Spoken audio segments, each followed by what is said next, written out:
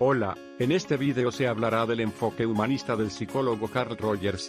Principalmente, nos enfocaremos en su libro El proceso en convertirse en persona, escrito en 1982. Carl Rogers nació el 8 de enero de 1902, y falleció el 4 de febrero de 1987 en Estados Unidos. Fue criado con padres muy estrictos y severos, dentro de una atmósfera ética y religiosa muy estricta e intransigente, al tal punto en que los padres decidieron trasladar a sus 6 hijos a una granja para mantener lejos a estos de tentaciones. Ahí, comenzó una nueva vida, en donde el cuidado de animales se volvió su pasatiempo más importante. El autor señala que esto le entregó valores, tales como el ser más independiente, un interés por los libros y aprender de ellos. Comenzó a entender cosas avanzadas, como verificar las hipótesis y cuán importantes son los métodos científicos. Con el paso de los años, perdió el interés en la agricultura y comenzó a estudiar historia, ya que la consideraba más apropiada. Carl Rogers estudió en Wisconsin, y al terminar sus estudios amplió su pensamiento y se emancipó en ciertos aspectos fundamentales del pensamiento religioso de sus padres, comprendiendo que ya no podía tener el mismo pensamiento, ni estar de acuerdo con ellos. Esto le causó una gran independencia de pensamiento, donde observó cómo naturalmente había un importante elemento de revuelta y rebelión en su actitud durante estos periodos. No podía trabajar en un campo en el que se veía obligado a creer en una doctrina religiosa, comenta el autor. En los de 12 a 14 años siguientes trabajó en Rochester como psicólogo práctico, en donde se basaba principalmente en el diagnóstico y planeación. El autor menciona que aquí se aisló profesionalmente. Tenía a Gilly como maestro, pero este comenzó a objetar ciertos dichos, y a hacerlo reflexionar acerca de que habían conocimientos por descubrir. Centrándonos en el texto de Carl Rogers, el proceso de convertirse en persona nos habla que su método de trabajo se basa en aquella experiencia, y que puede ser verificado, modificado o perfeccionado mediante experiencias e investigaciones posteriores. La psicología humanista es un movimiento surgido en Norteamérica en la década de los 60, orientado a promover una psicología más interesada en el desarrollo integral del ser humano, es decir, una ciencia del hombre y para el hombre. Para conocer mejor el enfoque, lo vamos a dividir en 3 partes: la relación, la motivación del cambio y los resultados. Para entenderlas es necesario saber que al crear un tipo de relación, esto incentiva en la otra persona a descubrir sus capacidades y así lograr un cambio y desarrollo. En primer lugar, la relación consiste en la autenticidad de uno mismo. No debemos quedar ajeno a lo que intentamos generar en el sujeto. Debemos ser transparentes, no ignorar nuestros propios sentimientos, ya que son importantes para la aceptación de un individuo diferente y para procurar comprenderlo a profundidad. En segundo lugar se encuentra la motivación al cambio. Esta se expresa de 2 maneras: en primer lugar, en su capacidad de comprender aspectos de su vida que le provoca insatisfacción, extendiéndose hasta aquellas experiencias que han quedado ocultas.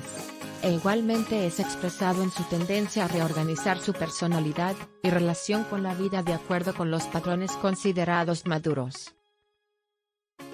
Por último, pero no menos importante, se sostiene que con las condiciones mencionadas se producirá el cambio y desarrollo personal, ya que el individuo organiza su personalidad. De esa manera se hallarán condiciones que encaran la vida de modo más constructivo. En esta relación esperada, el individuo se convierte en una persona más íntegra y eficiente, alcanzando la confianza y una mejor comprensión de sí mismo. Ahora hablaremos sobre las características del sujeto moderno, y de sus comparaciones con el enfoque humanista. Para comenzar, es necesario mencionar que el sujeto moderno es un hombre con privilegios tanto económicos como de género, entre otros. Este sujeto es un ser racionalista, que siempre buscará su bien y poder conseguir todo lo que esté a su beneficio. En primer lugar, el sujeto moderno se ve como un individuo, mientras que en el enfoque humanista el trabajo se basa en una comunidad o pareja. En cuanto al racionalismo y al sujeto moderno, se observa que nuestros conocimientos seguros residen en la razón, y la realidad se conoce a través de las ideas. En comparación al empirismo de Rogers, el cual alude a la valorización de la experiencia y su veracidad. Es una base, y por ende es confiable. Otra de las características del sujeto moderno, es que es un adulto productor. Es decir, es un sujeto que complementa el ámbito laboral y produce productos en su trabajo. Mientras que en nuestro enfoque, el sujeto ya no es visto únicamente como una herramienta para la producción, sino que se entiende como un ser complejo que debe buscar comprenderse a sí mismo, y así estar completo. Finalmente, en cuanto a la característica de ser escépticos, en este enfoque se propone una mirada confiable respecto a las vivencias propias y de las demás personas, ya no se tiene la actitud de duda o de desconfianza en primera instancia.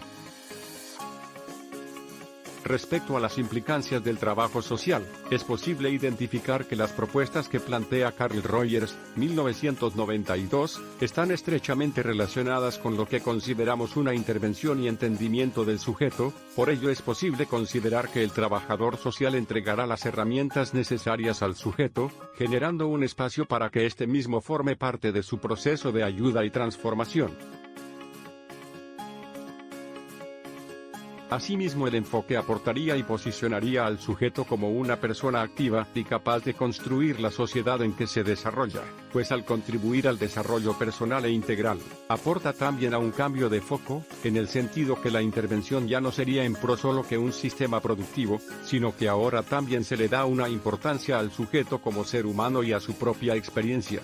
En base a ello, es importante destacar la forma en que piensa Rogers, ya que él considera que no es acertado juzgar o intentar transformar al sujeto de una forma directa, es decir, no debemos criticar o juzgar la situación en la que se encuentra el sujeto, sino que debemos buscar comprender sus temores o conflictos internos, para lograr un ambiente en el que el cliente logre desarrollarse y desenvolverse, lo que permitiría generar una comunicación asertiva dentro del trabajo social, dando una base para lo que hoy conocemos como intervención social.